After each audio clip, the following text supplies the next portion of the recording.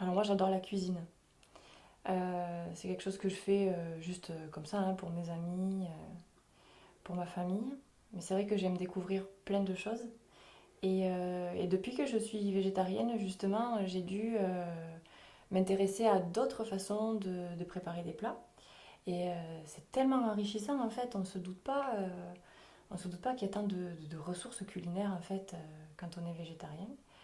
Moi je partais un petit peu avec des a priori à la base, hein. Je me disais je vais juste manger des légumes, puis des pâtes, enfin, ça va être un petit peu rébarbatif.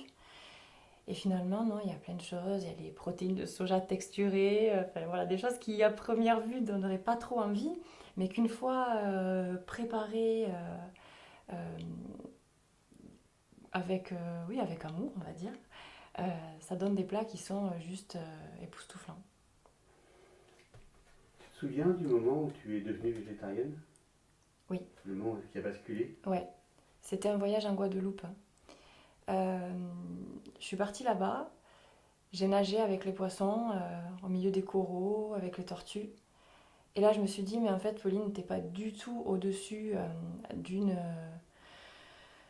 pyramide alimentaire. Pas du tout. Tu fais partie d'un tout, en fait. Et vu que tu fais partie d'un tout, il n'y a pas de hiérarchie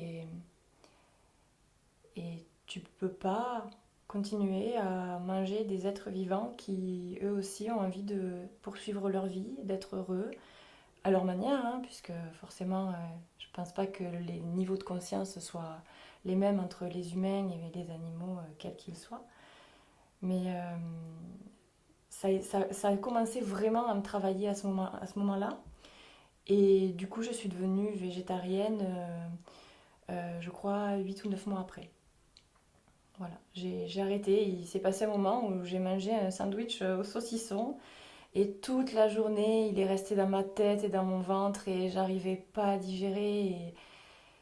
Et voilà, c'était vraiment, je sentais que c'était pas un problème physique, hein, je sentais que c'était vraiment quelque chose d'émotionnel, de psychologique et j'ai dit bah c'était le dernier.